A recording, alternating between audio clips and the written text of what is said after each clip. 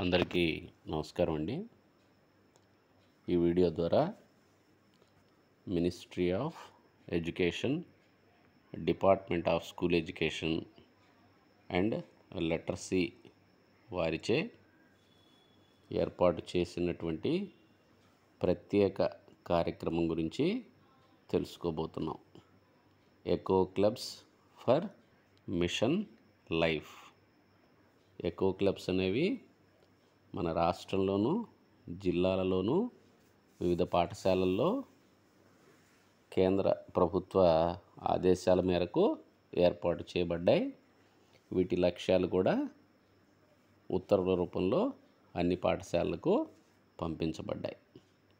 ఈ echo clubs ద్వారా ప్రస్తుతము మిషన్ ఫర్ లైఫ్ అనేటువంటి కార్యక్రమాన్ని నిర్వహించాల్సినటువంటి అవసరం ఉంది. మరి ఈ మిషన్ ఫర్ లైఫ్ అనేటువంటిది ఎందుకో ఈ స్లైడ్లో మనం గమనించవచ్చు. Living on the edge.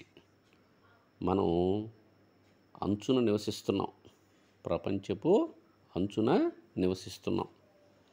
కారణం ఏమిటంటే ఇది ఒక బ్రెత్ టేకింగ్ మూవీ అయితే కాదు. వాతావరణంలో పెను విపత్తులు లేదా మార్పులు చోటు చేసుకుంటున్నాయి. అంతేకాకుండా దాని ద్వారా మన మనుగడ ప్రమాదంలో పడింది. అదే సందర్భంలో ప్రపంచవ్యాప్తంగా ఉన్నటువంటి బాలుర లేదా బాలికల యొక్క హక్కులు కూడా విపత్తుకు గురయ్యాయి. ఇవి మన జీవితాలకు పెనుముప్పుగా మారాయనేటువంటి విషయం ఈ స్లైడ్ మనకి తెలియచేస్తుంది. ఈ సందర్భంగా పర్యావరణానికి సంబంధించినటువంటి ఒక అంశాన్ని మనం ఎన్ఈపిలో కూడా ఉదహరించి ఉన్నటువంటిది ఈ స్లైడ్ మనకి తెలియపరుస్తోంది. ఎన్ఈపి 2020 నేషనల్ ఎడ్యుకేషన్ పాలసీలో భాగంగా ఎన్విరాన్మెంటల్ అవేర్నెస్, పర్యావరణ స్పృహ లేదా ఆలోచన అనేటువంటిది అన్ని సందర్భాలలోనూ, అన్ని పాఠ్యాంశాలలోనూ, నైపుణ్యాలలోనూ కలిగి ఉండాలనేటువంటి విషయం ఈ స్లైడు మనకి తెలియచేస్తోంది. ఎన్విరాన్మెంటల్ అవేర్నెస్ అనేటువంటిది నీటి సంరక్షణలోనూ, నిల్వలోనూ, పారిశుద్ధ్యంలోనూ, అదేవిధంగా ఆరోగ్య సంరక్షణలోనూ అన్ని అంశాల్లోనూ విద్యార్థులు ఖచ్చితంగా తెలుసుకుని ఉండాలనేటువంటి విషయం ఎన్ఈపి 2020 వివరిస్తుంది. మరి ఎకో క్లబ్స్ ద్వారా మిషన్ లైఫ్ థీమ్స్ని మనం ఇక్కడ పరిశీలించినట్లయితే మొదటి theme say no to single use plastic, రెండవది సేవ్ వాటర్, మూడవది సేవ్ ఎనర్జీ, నాలుగవది రెడ్యూస్ వేస్ట్, ఐదవది రెడ్యూస్ ఈ వేస్ట్, ఆరవది అడాప్ట్ సస్టైనబుల్ ఫుడ్ సిస్టమ్స్, ఏడవది అడాప్ట్ హెల్తీ స్టైల్. మీరు ఇక్కడ గమనించినట్లయితే 7 రోజులకు సంబంధించినటువంటి కార్యక్రమాలతో ఈ మిషన్ లైఫ్ అనేటువంటిది ప్రారంభించబడింది. ప్రకృతిలో ఏవైతే సహజ వనరులుగా పిలువబడుతున్నాయో వాటిని మనం పరిరక్షించుకోవాల్సినటువంటి అవసరం ఉంది. అదే సందర్భంలో ప్రకృతికి విపత్తుగా మారినటువంటి వ్యర్థాలను తీసివేయాల్సినటువంటి అవసరం ఉంది. అదే సందర్భంలో ఆరోగ్యకరమైన జీవన విధానాన్ని కూడా ఏర్పాటు చేసుకోవాల్సినటువంటి అవసరాన్ని గురించి ఈ మిషన్ లైఫ్ అనేటువంటి థీమ్స్ మనకి వివరిస్తూ ఉన్నాయి. ఇది దేనికి సంబంధించిందంటే సస్టైనబుల్ డెవలప్మెంట్ గోల్స్ అనేటువంటి వాటిని ప్రపంచవ్యాప్తంగా అమలుపరుస్తున్నారు. దానిలో గోల్ 4వది లక్ష్యమైనటువంటి ensure inclusive and equitable quality education and promote life long learning opportunities for all. ఇది ఖచ్చితంగా 4వ ఎస్డిజి గోల్లో భాగంగా అందరూ ఎవరైతే అభ్యసిస్తున్నారో విద్యని వారంతా ఖచ్చితంగా జ్ఞానాన్ని, నైపుణ్యాన్ని పొందాల్సినటువంటి అవసరం ఉంది. అదే సందర్భంలో డెవలప్మెంటులో భాగంగా ఎడ్యుకేషన్ని ఒక సాధనంగా మలుచుకుంటూ సస్టైనబుల్ లైఫ్ స్టైల్ని అలవర్చుకోవాలనేటువంటి విషయాన్ని ఈ ఎస్డిజి గోల్ 4 తెలియచేస్తోంది. అలాగే ఎస్డిజి గోల్ 13లో భాగంగా take urgent action to combat climate change and its importance. మనం ఖచ్చితంగా వాతావరణంలో ఉన్నటువంటి పెను మార్పులను పోరాడాల్సినటువంటి లక్ష్యం ఉందనేటువంటి గోలు ఎస్డిజి గోల్లో 13వది. దీన్ని మనం ఎలా సాధించవచ్చు అంటే విద్య ద్వారా, అదేవిధంగా పర్యావరణానికి ముప్పు కలిగించేటువంటి అంశాల గురించి తెలుసుకోవటం ద్వారా ఈ క్లైమేటిక్ చేంజ్ని పూర్తి స్థాయిలో అరికట్టి ఖచ్చితంగా మనం జీవనాన్ని సుఖవంతంగా చేసుకోవచ్చు అనేటువంటి విషయం తెలియచేస్తుంది. మరి ఇవి ఎలా సాధ్యపడతాయి ఈ మార్పులు అనేటువంటివి గమనించినట్లయితే ఎకో క్లబ్స్ ద్వారా మనం సమ్మర్ క్యాంప్స్ని నిర్వహించాలనేటువంటిది ఈ ఉత్తర్వుల్లో స్పష్టం చేస్తోంది. సమగ్ర శిక్ష ద్వారా ఎకో క్లబ్స్ అనేవి ప్రతి పాఠశాలలోనూ ఏర్పాటు చేయబడ్డాయి. తద్వారా వారికి లోకల్గా ఉన్నటువంటి ఎకో సిస్టమ్ ద్వారాను, క్లైమేట్ చేంజ్ ద్వారాను, అలాగే పర్యావరణానికి సంబంధించినటువంటి అంశాల గురించి స్పృహను కలిగించడం అనేటువంటిది ఎకో క్లబ్ యొక్క లక్ష్యం. మరి ఎకో క్లబ్ ద్వారా ప్రతి సంవత్సరం జూన్ 5వ తారీఖును వరల్డ్ ఎన్విరాన్మెంట్ డేగా నిర్వహించడం జరుగుతుంది. దీని యొక్క ముఖ్యమైనటువంటి థీమ్ ఏమిటంటే land restoration, desertification and drought resilience అనేటువంటిది దీనిలో భాగంగా ఏర్పాటు చేయటం జరిగింది. ఈ సమ్మర్ క్యాంపుని ఖచ్చితంగా ప్రతి పాఠశాలలోనూ జూన్ 5వ తారీఖు ఏర్పాటు చేయటం అనేటువంటి దాన్ని భాగస్వామ్యంగా చేశారు. ఒక వారం పాటు దీనికి సంబంధించినటువంటి కార్యక్రమాలని 12th జూన్ నుంచి 19th జూన్ 2024 వరకు జరపాలని తెలియపరుచున్నాడు. దీనికి థీమ్ ఏమిటాయి అంటే మిషన్ లైఫ్నే థీమ్గా ఎంచుకోవాల్సినటువంటి అవసరం ఉంది. ఇది ప్రస్తుతము మన దేశంలో ఉన్నటువంటి ఎకో క్లబ్స్ యొక్క సంఖ్య, వివరాలు, దానికి సంబంధించి విడుదలయ్యేటువంటి నిధుల గురించి, అలాగే భవిష్యత్తులో 1,00,000 ఎకో క్లబ్బుల్ని ఏర్పరచడం లక్ష్యంగా పేర్కోవటం జరిగింది. మరి సమ్మర్ క్యాంపులు ఎందుకు మనం ఎంచుకుంటున్నామంటే ఈ వేసవి కాలంలో విపరీతమైనటువంటి వేడి గాలులు, అలాగే పర్యావరణ సంక్షోభాలు అనేటువంటివి తలెట్టేటువంటి అవకాశం ఉంటుంది. ఈ అంశాలన్నింటినీ విద్యార్థులు అలాగే వారి సమూహాలు ఖచ్చితంగా తెలుసుకొని వాటి మీద పోరాటానికి సిద్ధమవుతుందనేటువంటి విషయాన్ని ఈ సమ్మర్ క్యాంప్ ద్వారా రోజుకొక థీమ్తో వారికి తెలియపరచడం జరుగుతుంది.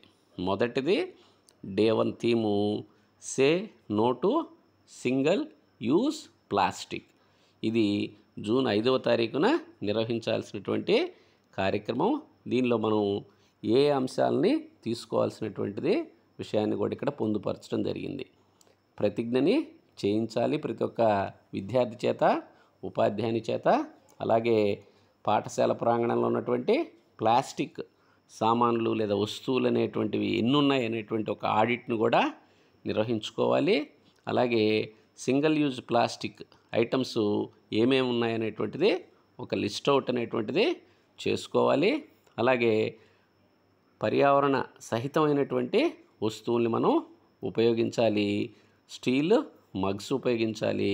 అలాగే రీయూజబుల్ వాటర్ బాటిల్స్ని ఉపయోగించాలి. అలాగే అవేర్నెస్ని కూడా మనం క్రియేట్ చేయాల్సినటువంటి అవసరం ఉంది. అలాగే పాఠశాలలో పోస్టర్స్ను కూడా ఏర్పాటు చేయటం మొదటి రోజు కార్యక్రమంగా భావించడం జరుగుతుంది.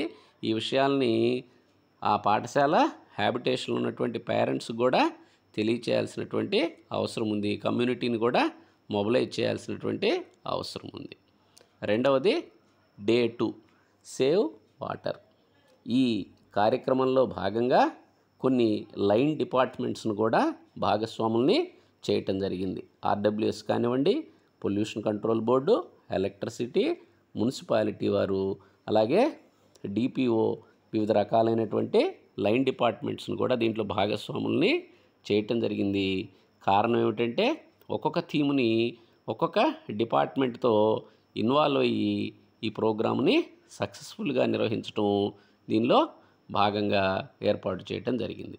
డే 2 థీమ్ని మనం ఇప్పుడు చూస్తున్నాం, సేవ్ వాటర్.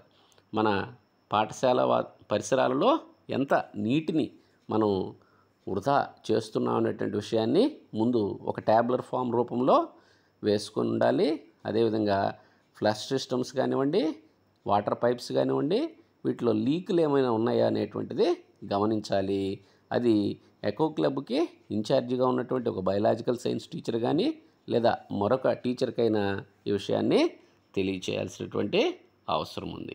అలాగే పాఠశాలకు దగ్గరలో ఉన్నటువంటి నీటి వనరులు ఏవైతే ఉన్నాయో వాటి నుంచి నీటిని సేకరించి దాని యొక్క స్వచ్ఛతను పరిశీలించాల్సినటువంటి అవసరం ఉంది. అలాగే నీటి సంరక్షణ గురించి అక్కడ లోకల్గా ఉన్నటువంటి కమ్యూనిటీకి అవేర్నెస్ని కూడా క్రియేట్ చేయాల్సినటువంటి అవసరం ఉంది. ఇది డే 2 యొక్క థీమ్. అలాగే డే 3కి సంబంధించినటువంటి థీము సేవ్ ఎనర్జీ. ఇది మనం ఎలక్ట్రిసిటీ డిపార్ట్మెంట్ వాటితో కలిసి ఈ కార్యక్రమాన్ని నిర్వహించినట్లయితే ప్రోగ్రాము సక్సెస్ఫుల్గా జరిగేటువంటి అవకాశం ఉంది. ఎనర్జీని మనం ఎంతైతే ఉత్పత్తి చేస్తున్నామో అంతే సామర్థ్యంతో వాటిని వృధా కూడా కానివ్వనట్లయితే మనం ఉత్పత్తిని తగ్గించిన వారం అవుతాం. అలాగే అవసరం లేనప్పుడు ట్యూబ్ లైట్స్ కానివ్వండి, అలాగే ఎలక్ట్రానిక్ డివైజెస్ ఏవైతే ఉన్నాయో వాటిని ఆఫ్ చేయాలనేటువంటి విషయాన్ని కూడా ఈ థీమ్ మనకి తెలియచేస్తుంది. అలాగే సోలార్ ప్యానల్స్ గురించి కూడా ఈ కార్యక్రమంలో డిస్కస్ చేయాల్సినటువంటి అవసరం ఉంది. అలాగే ప్రభుత్వానికి సంబంధించినటువంటి పిఎం సూర్యఘర్ ముఫ్తీ బిజ్లీ యోజన అనేటువంటి పథకం గురించి కూడా తెలుసుకోవాల్సినటువంటి అవసరం ఉంది. అదేవిధంగా పోస్టర్స్ ద్వారా, బ్యానర్స్ ద్వారా కమ్యూనిటీని మోటివేట్ చేయాల్సినటువంటి అవసరం కూడా ఉంది. డే 4 థీమ్గా రెడ్యూస్ వేస్ట్, వృధాని అరికట్టడం ఎలా అనేటువంటి విషయాల గురించి కూడా డిస్కషన్ జరగాలి. అలాగే ప్రతి పాఠశాలలోనూ మనకి ఎండిఎం అనేటువంటిది అమలు పరుస్తున్నారు. దానిలో భాగంగా వెట్ వేస్ట్, డ్రై వేస్ట్కి సంబంధించినటువంటి బిన్స్ అనేటువంటివి 2గా ఏర్పాటు చేయాలి. అలాగే కంపోస్ట్ పిట్టును, అలాగే కిచెన్ గార్డెన్ను కూడా ఇక్కడ మనం ఇంపార్టెంట్గా ఇంప్లిమెంట్ చేయాల్సినవిగా ఈ స్లైడ్ మనకి సూచిస్తుంది. అంతేకాకుండా 3 Rస్ను కూడా ఇంప్లిమెంట్ చేయాలి. రెడ్యూస్, రీయూస్, రీసైక్లింగ్ అనేటువంటివి కూడా మనం తెలియపరచాల్సినటువంటి అవసరం ఉంది. Day 5గా reduce e waste. ఇప్పుడు మనం డిజిటల్ యుగంలో ఉన్నాం. ప్రతి ఒక్కరూ ఎలక్ట్రానిక్ డివైజెస్ని ఉపయోగిస్తున్నారు. అయితే ఉపయోగించేటువంటి డివైజెస్ తక్కువ సమయంలోనే వాటిని మార్చివేయటం కానివ్వండి, డిస్పోజ్ చేయటం కానివ్వండి చేస్తున్నారు. అలా చేయటం వల్ల అవి డిగ్రేడబుల్ కానటువంటి వస్తువులు కాబట్టి పర్యావరణంలోకి అవి విషపూరితమైనటువంటి వాయువులను కూడా వెదజల్లేటువంటి అవకాశం ఉంది.